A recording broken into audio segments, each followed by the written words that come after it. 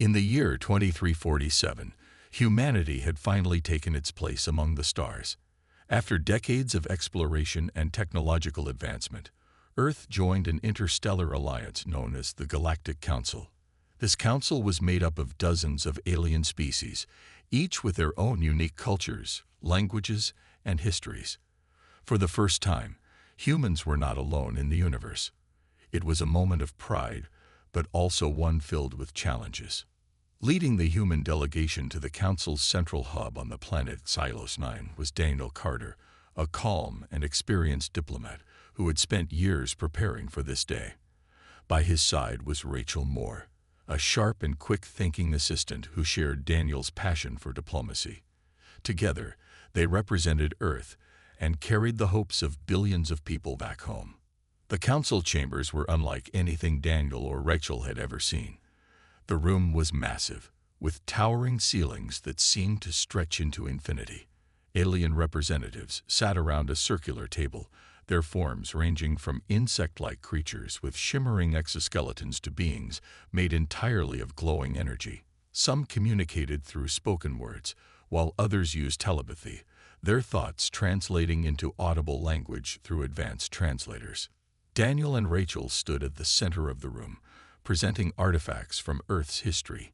These items, a piece of ancient pottery, a model of the first spacecraft, and even a handwritten letter from centuries ago, were meant to show humanity's creativity and progress.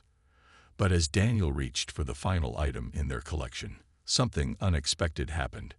He fumbled with the small container he was holding, and it slipped from his grasp, landing on the floor with a soft thud.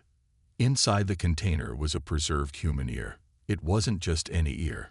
It belonged to a famous scientist from Earth's past, preserved as part of a medical exhibit. To Daniel and Rachel, it was simply another artifact, no different from the others. But the reaction from the council members was immediate and shocking. The room fell silent, and every pair of those who relied on. The silence in the council chambers was deafening. Daniel quickly picked up the container, his face flushed with embarrassment. He glanced at Rachel, who looked just as confused as he felt. None of the alien representatives spoke. Instead, they exchanged glances, some leaning back in their seats while others leaned forward, their expressions a mix of alarm and unease. Even the telepathic whispers that usually filled the room had stopped. Finally, one of the council members broke the silence. Ambassador Ziller, a tall, slender alien with shimmering blue skin and elongated limbs, rose from his seat. His voice was calm but carried an edge of urgency. "Please," he said, raising a hand toward Daniel, "do not touch that object any further." Daniel froze, unsure what to do next. "I'm sorry," he began hesitantly. "It's just a preserved human ear. It's part of our exhibit to show." "I understand your intentions," Zyler interrupted, his tone firm but not unkind. "However, this is not merely an artifact. It is something far more significant and potentially dangerous." Rachel stepped forward, her curiosity getting the better of her. "Dangerous? How could a human ear be dangerous?" she asked, her voice steady despite the tension in the room. Ziller paused, as if weighing his words carefully. "What you hold in your hands resembles something forbidden, an ancient relic tied to a dark chapter in galactic history. We cannot discuss this matter here, but I must insist that the object be quarantined immediately." Before Daniel or Rachel could respond, security drones descended from the ceiling. They moved silently and efficiently, surrounding the small container. One of the drones extended a claw-like appendage, gently taking the item from Daniel's hands. Within moments, the container was whisked away, disappearing through a hidden door in the wall. Daniel watched it go, his mind racing. "Ambassador Ziller," he said, trying to keep his voice steady, "can you at least explain why this reaction? What makes this ear so special?" Ziller hesitated, his glowing eyes shifting between Daniel and Rachel. "It is not my place to reveal such information without proper authorization," he replied. "But I will say this. There are legends among certain species about organic materials capable of influencing thoughts and emotions. These legends speak of chaos and destruction, caused by those who sought to misuse such power. Your artifact appears to resemble these tales all too closely. Rachel frowned, her sharp mind already piecing things together. So you're saying someone might think this ear has some kind of psychic ability? That's impossible. It's just a piece of anatomy. Perhaps, Zyler said, tilting his head slightly. But perception can shape reality. And in this case, perception alone may be enough to cause concern. As the meeting adjourned, Daniel and Rachel were left standing in the now empty chamber. The other council members had departed quickly, leaving behind an unsettling atmosphere. Daniel turned to Rachel, his brow furrowed in thought. "What do you make of all this?" he asked quietly. Rachel crossed her arms, her expression serious. "Something doesn't add up. If this ear is really so dangerous, why would the council react like that? And where did they take it?" "We need answers," Daniel said firmly. "Whatever this is, it's bigger than we thought. Let's find out what's going on."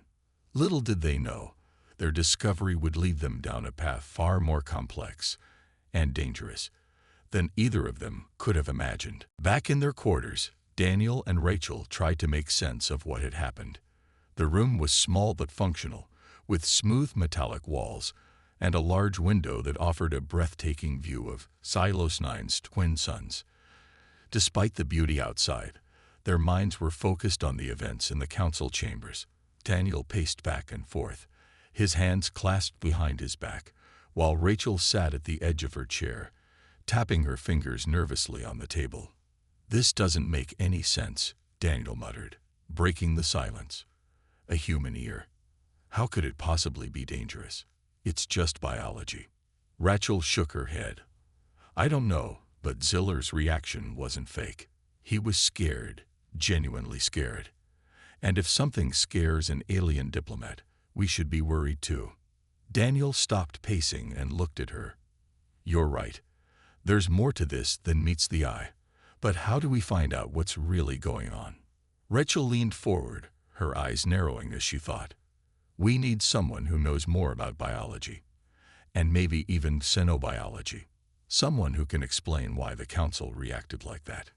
Daniel nodded. "Dr. Alan Brooks," he said after a moment. "He's part of our delegation, a xenobiologist. If anyone can help us figure this out, it's him." Without wasting time, they contacted Dr. Brooks through their communication device. Within minutes, he arrived at their quarters. Alan was a middle-aged man with graying hair and a calm demeanor. He carried a data pad under one arm and wore a curious expression as he entered the room. "What's going on?" Alan asked, taking the seat. "You sounded urgent." Daniel explained everything. How the ear had caused panic among the council members, how it had been taken away, and how Ziller had hinted at some kind of dark legend tied to organic materials. As he spoke, Alan's face grew more serious.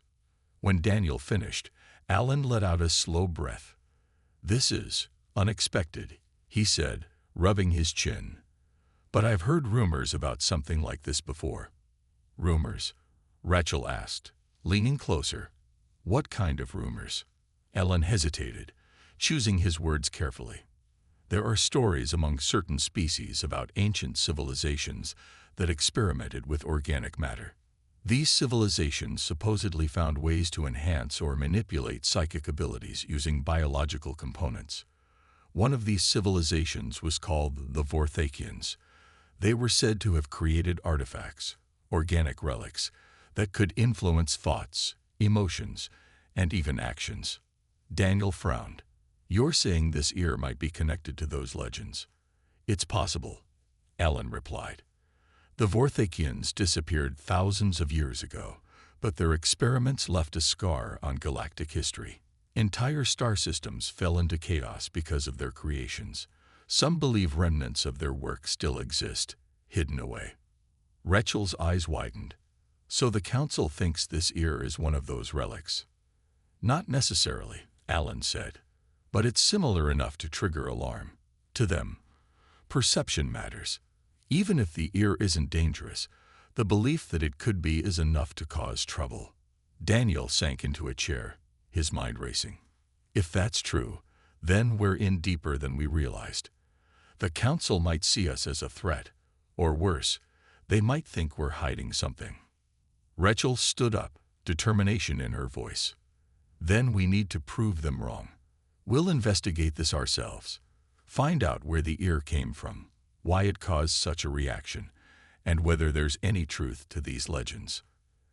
Alan nodded slowly. Be careful, he warned. If the Council finds out you're digging into this, it could make things worse. We don't have a choice, Daniel said firmly. If we want to protect Earth's place in the Alliance, we need answers, and we'll start by finding out exactly what happened to that ear. As the three of them began planning their next steps, none of them realized just how far-reaching the consequences of their investigation would be, or how much danger lay ahead. Over the next few days, Daniel and Rachel noticed subtle changes in how the other Council delegates treated them. Before the incident with the ear, most of the aliens had been polite, if a little distant. Now things felt different. Some avoided making eye contact altogether, while others whispered among themselves when Daniel or Rachel walked by. Even simple greetings were met with awkward pauses or forced smiles. It was clear that word about the ear had spread quickly through the Council chambers. Whatever fears the artifact had stirred up, they seemed to have painted humanity in an uncertain light. Daniel tried to brush it off, telling himself that diplomacy often came with misunderstandings. But Rachel wasn't convinced. She could feel the weight of suspicion pressing down on them, and she knew they couldn't ignore it. We need more information, Rachel said one evening as they sat in their quarters. The glow from Silos 9's twin suns had faded, leaving the room dimly lit. If we don't figure out why the Council reacted like that, this whole mission could fall apart. Daniel nodded, his expression grim. Agreed. But how do we get answers? The Council isn't exactly going to hand over their secrets. Rachel tapped her fingers on the table, thinking hard. Then her eyes lit up. The archives, she said. Every Council meeting, every decision, they're all recorded. If we can access the archives, maybe we'll find something about these organic relics Alan mentioned. Daniel raised an eyebrow. You think we can just walk into their database and start searching? Not legally, no, Rachel admitted with a small smile. But I've been studying their security systems. If I can bypass a few firewalls, we might be able to pull up some classified files without anyone noticing. Daniel hesitated. Breaking into the Council's archives was risky, especially since they were already under scrutiny. But he also knew they didn't have many options. All right, he said finally, but we'll need to be careful. One wrong move, and we'll lose whatever trust we still have. That night, Rachel got to work. Using her personal tablet, she connected to the Council's network through a secure link. Her fingers flew across the screen as she navigated layers of encryption, disabling alarms and rerouting data streams. It took hours, but eventually, she found what she was looking for, a folder labeled Organic Resonance Artifacts. As she opened the file, her heart raced. Inside were detailed reports about objects similar to the ear, biological components believed to amplify psychic abilities. According to the documents, these artifacts had been linked to catastrophic events across multiple star systems centuries ago. Entire populations had fallen victim to mass manipulation, their thoughts and emotions controlled by those who wielded the relics. But there was more. Buried deep within the files was a mention of Earth. Apparently, the Council had conducted covert studies on human biology decades earlier, long before first contact. They had concluded that humans possessed unusually strong neural energy compared to other species, a trait that made them both fascinating and potentially dangerous. Rachel leaned back in her chair, her mind spinning. No wonder the Council had reacted so strongly to the ear. To them, humanity wasn't just a newcomer. They were a wild card. And now, thanks to the discovery of the ear, Earth was being viewed not as an ally, but as a possible threat. When Daniel returned to the room, Rachel showed him everything she had uncovered. His face darkened as he read through the files. "This changes everything," he said quietly. They'd been watching us for years, studying us, and now they think we might be hiding something, even if we're not. Rachel nodded. We need to decide what to do next. Do we confront the council, or do we keep digging? Before Daniel could answer, a soft chime sounded from Rachel's tablet. A new message had appeared on the screen. Access detected. Security protocols activated. Their blood ran cold. Someone knew they had hacked into the archives. The message on Rachel's tablet sent a chill through the room. Access detected. Security protocols activated. The words glowed ominously against the dark screen, and for a moment, neither Daniel nor Rachel moved. Their minds raced with possibilities. Had they been caught? Were Council security forces already on their way? Rachel snapped into action first. She quickly shut down her tablet, disconnecting it from the network in hopes of covering their tracks. Her hands trembled slightly as she powered off the device completely. "We need to act fast," she said, her voice low but urgent. "If they trace this back to us, we're done." Daniel nodded, his face pale but resolute. "Agreed. But where do we go? We can't stay here. They'll search our quarters first." Rachel thought for a moment, then grabbed her jacket. "There's someone who might help us. Someone outside the council. Remember Ethan Cole?" Daniel frowned. "The rogue traitor. You think we can trust him?" "I don't know if we can trust him," Rachel admitted, slipping the tablet into her bag. "But he deals in rare and controversial items. If anyone knows more about these artifacts, it's him. And right now, he's our best shot." Without wasting another second, they left their quarters, moving quickly but cautiously through the corridors of the council building. The halls were eerily quiet, the usual hum of activity replaced by an oppressive silence. Every shadow seemed to hold the thread of discovery, and every sound made them flinch. They reached the docking bay without incident and boarded their small shuttle, setting a course for the asteroid belt, where Ethan was rumored to operate. The journey took several tense hours. As they approached the designated coordinates, a battered-looking vessel emerged from behind a massive asteroid. Its hull was patched together with mismatched metal plates, and its engine sputtered faintly as it drifted closer. This had to be Ethan's ship. Daniel activated the comms system. "Ethan Cole. This is Daniel Carter. We need to talk." A crackling voice responded after a pause. "Carter, what are you doing out here? Last I heard, you were cozy with the council." "We don't have time to explain," Rachel cut in. "Can we come aboard? It's important." Another pause, then Ethan sighed. "Fine. But if this is a trap, you're not leaving my ship alive." Moments later, they docked with Ethan's vessel. He greeted them at the airlock, a tall man with scruffy hair and a wary expression. His clothes were worn, and a blaster hung loosely at his side. "So," he said, crossing his arms, "what's so important that you risked sneaking out here?" Rachel wasted no time. She explained the situation. The ear, the council's reaction, and their discovery in the archives. She even showed Ethan the files she had downloaded, though she kept one hand near the tablet, ready to destroy it if necessary. Ethan listened intently, his eyes narrowing as he scrolled through the information. When she finished, he let out a low whistle. "You two really stepped in it, didn't you? Will you help us or not?"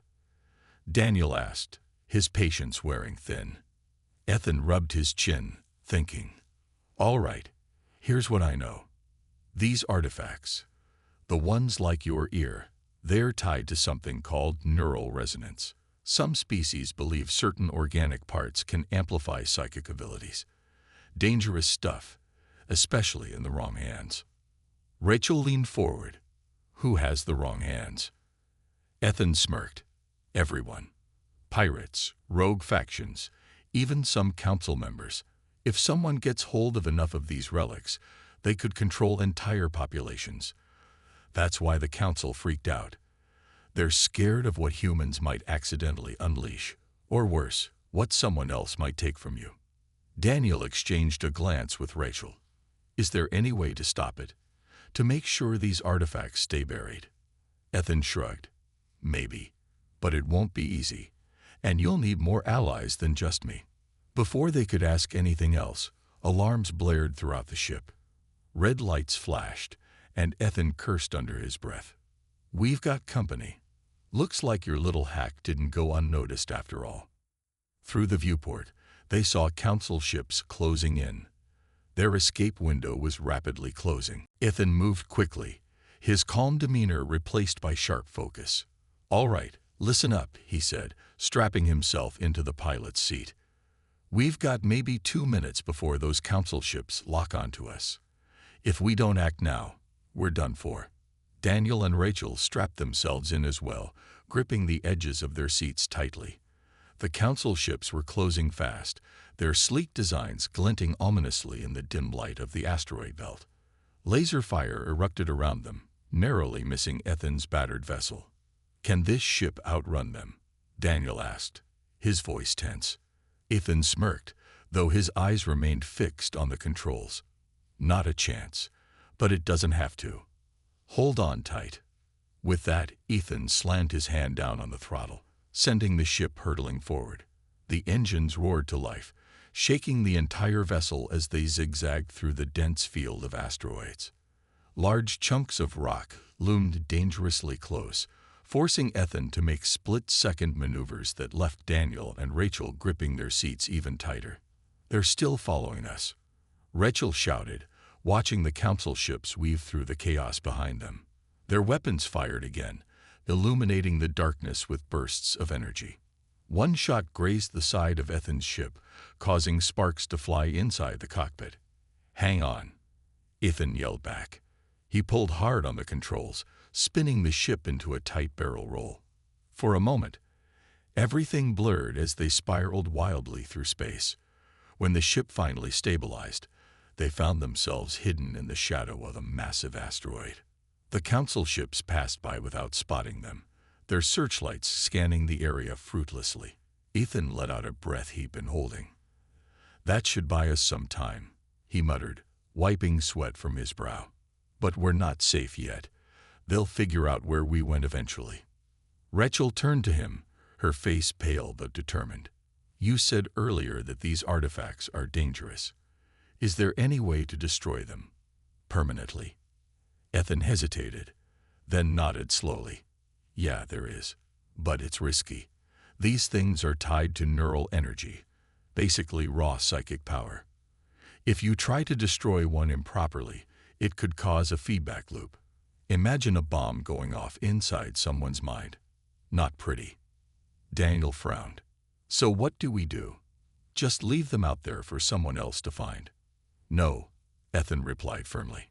If you want to stop them, you need to track down every artifact and neutralize them one by one. There's a fail-safe mechanism designed to safely dismantle them. But it's old tech, hard to come by. And where do we start? Rachel asked. Ethan tapped a few commands into the ship's console, pulling up a map of nearby star systems. There's an old Vorthakian fortress about 3 jumps from here. Rumor has it, some of their relics are still stored there. If you're serious about stopping this, that's your best bet. Daniel exchanged a glance with Rachel. They both knew how dangerous this mission would be, but they didn't have a choice. Humanity's future, and possibly the safety of countless worlds, depended on it. We'll do it, Daniel said finally. But we'll need your help, Ethan. Ethan raised an eyebrow. You sure about that? I'm not exactly known for playing by the rules. Neither are we anymore, Rachel added with a wry smile. Ethan chuckled, though there was no humor in it. All right, you've got yourself a deal. But don't say I didn't warn you. This isn't going to be easy. As the ship drifted silently in the shadow of the asteroid, the trio began planning their next move. They knew the road ahead would be fraught with danger, but they also knew they couldn't turn back. Whatever secrets lay hidden in the Vorthakian fortress, they had to uncover them and put an end to the threat once and for all. For now, they were safe. But deep down, they'd all understood. The Council wouldn't give up so easily, and neither could they. The journey to the Vorthakian fortress was tense and quiet. Ethan's ship limped through space, its damaged hull groaning with every jump between star systems. Daniel, Rachel, and Ethan spent most of their time in the cramped cockpit, poring over maps and discussing strategies. None of them spoke much beyond what was necessary. They were all too aware of how high the stakes were. As they approached the coordinates Ethan had provided, the fortress came into view. It was massive, an ancient structure floating lifelessly in the void of space. Its surface was jagged and dark, resembling a mountain carved out of obsidian. Strange symbols glowed faintly along its walls, pulsing like a heartbeat. The air around it felt heavy, as though the very fabric of space recoiled from its presence. "This place gives me the creeps," Rachel muttered, staring at the fortress through the viewport. She tightened her grip on the tablet she'd brought along, which still held the classified files she'd stolen from the Council archives. "You're not alone," Ethan replied, his usual sarcasm replaced by unease. "Vorthakians didn't mess around when they built this thing. Whatever's inside, it's not meant to be found." Daniel nodded, his jaw set firmly. "We don't have a choice. If there are artifacts here, we need to neutralize them before anyone else can get their hands on them." Ethan guided the ship into a docking bay near the base of the fortress. The bay was eerily silent, the only sound coming from the creaks and groans of the old station. As they stepped onto the cold metal floor, a wave of uneasiness washed over them. The air smelled stale, like centuries of dust and decay. "Stay close," Ethan warned, pulling out a small scanner. "This place is probably booby-trapped.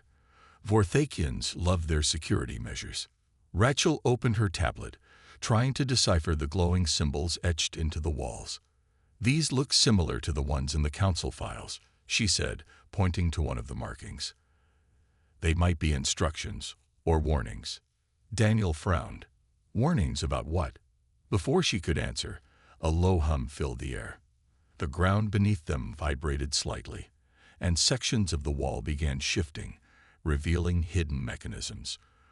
A robotic drone emerged from the shadows, its red eyes locking onto the group. "Intruders detected." The drone droned in a mechanical voice. "Access denied. Initiating containment protocol." "Oh great," Ethan muttered, raising his blaster. "Here we go again." The drone charged forward, firing bursts of energy. The trio scattered, taking cover behind chunks of debris scattered across the bay. Ethan fired back, hitting the drone squarely in its core. With a final burst of sparks, the machine collapsed to the ground. "That was too easy," Rachel said, panting as she peeked out from behind a pillar. "There's no way that's the only defense this place has." She was right.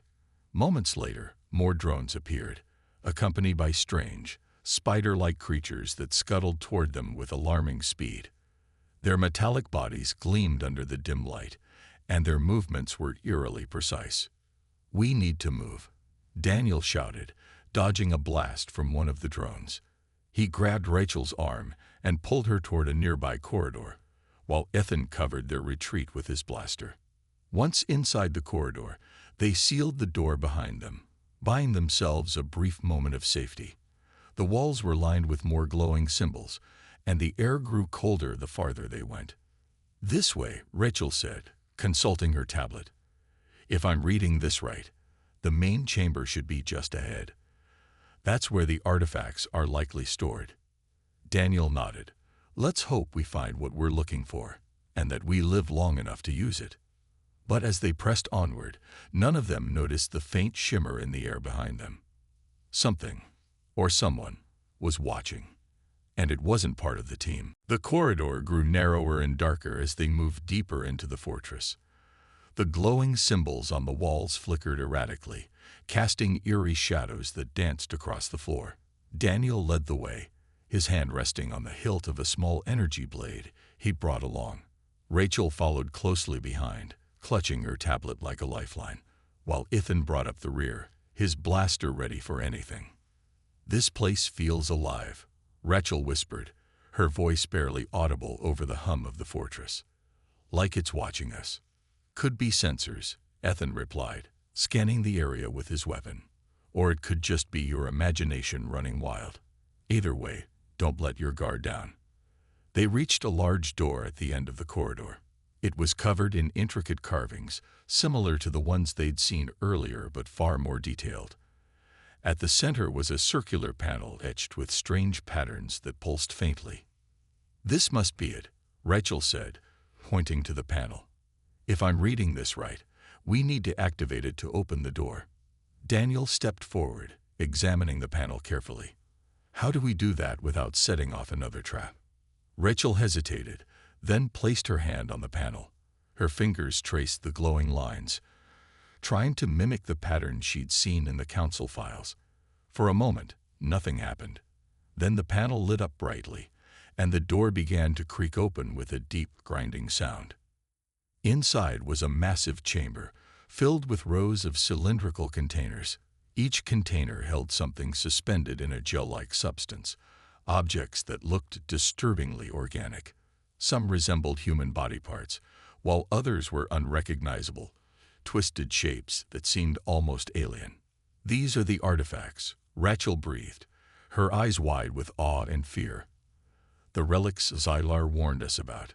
Ethan moved closer, inspecting one of the containers. "So these things can mess with people's minds. No wonder everyone's scared of them." Daniel nodded grimly. "We need to neutralize them. Do you remember how the failsafe works?" Rachel pulled up the schematics on her tablet. "According to the files, there's a central control unit somewhere in this room. If we activate it, it'll safely dismantle all the artifacts at once." Before they could search for the control unit, a loud noise echoed through the chamber. Footsteps, slow and deliberate, approached from the shadows. A figure emerged, clad in dark armor with a helmet that obscured their face. In their hand was a long, sleek staff crackling with energy. "You shouldn't have come here," the figure said, their voice distorted but unmistakably human. "Who are you?" Daniel demanded, stepping protectively in front of Rachel. The figure tilted their head slightly. "Someone who knows what happens when power falls into the wrong hands. And you three, you're playing with forces you don't understand." "We're not here to cause trouble," Rachel insisted. "We just want to stop these artifacts from being misused." The figure laughed coldly. "Noble intentions mean nothing in the face of chaos. These relics will find their way into the world, whether you succeed or fail. The only question is who will control them." Ethan raised his blaster, aiming it squarely at the figure. "Step aside, or we'll make sure you don't get the chance." The figure didn't flinch. Instead, they tapped the tip of their staff against the ground.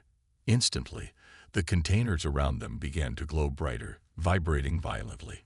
Alarms blared, filling the chamber with deafening noise. "The system's destabilizing," Rachel shouted, panic creeping into her voice. "If we don't shut it down now, the entire fortress will explode." Daniel turned to her. "Find the control unit. We'll hold them off." As Rachel frantically searched for the failsafe, Daniel and Ethan faced the mysterious figure, who now wielded their staff like a weapon. Energy blasts shot past them, narrowly missing as they dodged behind cover.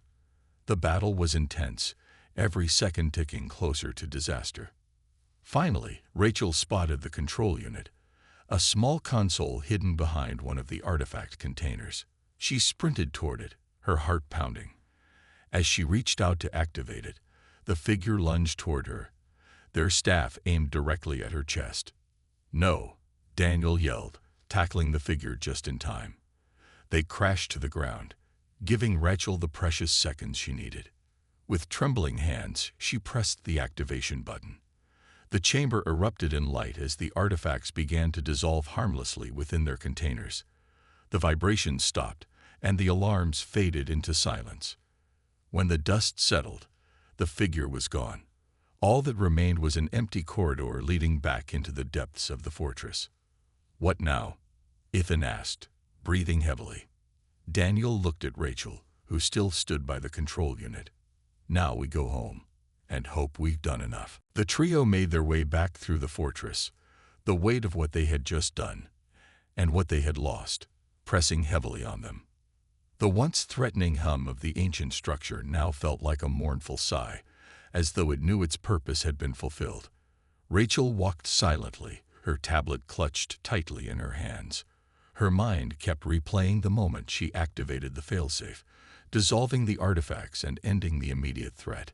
But at what cost? Daniel noticed her quietness and placed a reassuring hand on her shoulder. "You did the right thing," he said softly. "We couldn't let those relics fall into the wrong hands." Rachel nodded, though her expression remained troubled. "I know, but I can't stop thinking about that figure. Who were they? And why did they try so hard to stop us?" Ethan, who was leading the group, glanced over his shoulder. Could have been a scavenger, someone looking to profit off the artifacts.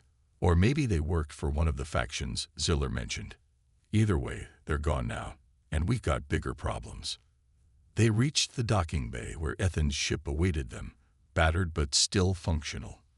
As they climbed aboard, none of them spoke much. The adrenaline from their escape had worn off, leaving behind exhaustion and an uneasy sense of finality. Back in space, Ethan plotted a course for Silos 9. The Council would undoubtedly want answers, and the team knew they couldn't avoid confronting them forever. But as the ship drifted through the void, Daniel turned to Rachel with a serious look. "There's something else we need to talk about." Rachel raised an eyebrow. "What is it?" "The failsafe you activated. It didn't just destroy the artifacts in the fortress," Daniel explained. "It sent out a signal, didn't it? A signal strong enough to neutralize any other relics tied to the same system." Rachel hesitated before nodding. "Yes, it did. That's why the control unit required such precise activation. It wasn't just localize. If there are more artifacts out there, they're already being dismantled as we speak." Ethan whistled lowly. "That's going to stir up some trouble. Whoever controls those relics isn't going to take this lying down." Daniel leaned back in his seat, rubbing his temples. "Exactly. We've bought ourselves time, but we've also made enemies. Powerful ones." As they approached Silos 9, the Council's central hub came into view. Its sleek towers gleamed under the light of the twin suns, a stark contrast to the grim mission they had just completed. Security patrols orbited the planet, and Daniel could feel his stomach tighten. They were walking into uncertain territory. When they landed, they were met by Ambassador Ziller and several armed guards. The alien's glowing eyes scanned them carefully, lingering on Rachel. "You have caused quite the disturbance," Ziller said, his tone calm but firm. "Explain yourselves." Daniel stepped forward, choosing his words carefully. "We discovered the truth about the artifacts, about their potential to cause harm. We acted to prevent a catastrophe, not just for humanity, but for everyone." Ziller studied him for a long moment before nodding slowly. "Your actions were reckless, but perhaps necessary. Still, sacrifices were made." His gaze shifted to Rachel, who flinched slightly. "And there will be consequences." "What kind of consequences?" Rachel asked, her voice steady despite the unease in her chest. Ziller hesitated. "The signal you triggered has destabilized certain regions of the galaxy. Factions that rely on those relics are scrambling for power. Diplomatic tensions are rising. You may have stopped one disaster, but another looms on the horizon." Daniel squared his shoulders. "Then we'll face it, together.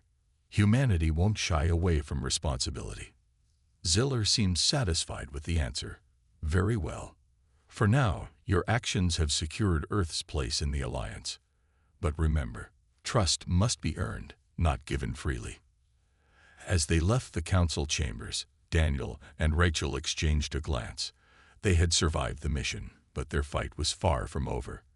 The galaxy was vast, full of secrets and dangers, and humanity's role in it was only beginning. Months had passed since the events at the Vorthakian fortress, and life on Earth had begun to settle into a new rhythm. Humanity's place in the Galactic Council was secure, but it came with challenges. The signal Rachel had triggered continued to ripple across the galaxy, dismantling artifacts and disrupting factions that had relied on their power. Some regions welcomed the change, grateful for the end of manipulation and control. Others resisted fiercely, blaming humanity for destabilizing their worlds. Daniel stood before the United Earth Assembly, addressing a room filled with diplomats, scientists, and military leaders. His voice was calm but carried the weight of everything they had endured. What we discovered out there wasn't just about relics or ancient civilizations, he began. It was a reminder of our responsibility, to ourselves, to the Council, and to the galaxy. We are no longer alone, and with that comes both opportunity and danger. Rachel sat in the front row, listening intently. She had been quieter since their return, her mind often drifting back to the fortress and the mysterious figure who had tried to stop them.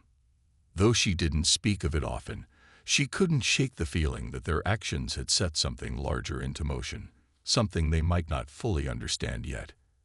After the meeting, Daniel found her standing by a large window overlooking the city. The sun was setting, painting the sky in hues of orange and pink. He approached her quietly, leaning against the glass. "You've been distant lately," he said gently. "Is everything okay?" Rachel sighed, wrapping her arms around herself. "I keep thinking about what Ziller said, that there will be consequences. We stopped one threat, but how many more are out there? And what happens when someone stronger, smarter, or more ruthless comes along?" Daniel nodded slowly. "Those are questions we can't answer right now, but we did what we had to do. That's all anyone can ask of us." "I know," Rachel replied, though her tone suggested she wasn't entirely convinced. "It's just, sometimes I wonder if we paid too high a price." Daniel placed a reassuring hand on her shoulder. "We'll face whatever comes next, together. Humanity has always found a way to adapt, to survive. This is no different." Meanwhile, aboard his ship deep in the asteroid belt, Ethan Cole monitored reports of unrest spreading through the galaxy. He sipped from a mug of synth coffee, watching as news feeds highlighted protests, power struggles, and even skirmishes between rival factions. A small smile played on his lips. "Chaos suits me just fine," he muttered to himself. Still, he couldn't deny the role Daniel and Rachel had played in reshaping the galactic landscape. For better or worse, they had left their mark. Far away, in the shadowy corners of space, the figure who had confronted them in the fortress watched silently. Their helmet lay discarded on a table, revealing a face marked by scars and determination. They tapped commands into a console, tracking the fallout from the failsafe signal. "This isn't over," they whispered, their voice low but resolute. "Not by a long shot." Back on Earth, Daniel delivered a final speech to the assembly. "We've taken our first steps into a larger world," he said, his voice echoing through the chamber. "And while the road ahead may be uncertain, I believe in our ability to rise to the challenge. Let us honor those who sacrificed for this moment, and let us build a future worthy of their courage." As he stepped down from the podium, applause filled the room. Outside, the stars twinkled brightly, indifferent to the struggles of those below. Somewhere among them, perhaps Rachel's turret lingered, a quiet reminder of the sacrifices made and the fragile thread of peace they had woven together. For now, humanity's journey continued, guided by hope, resilience, and an unyielding determination to carve out its place among the stars.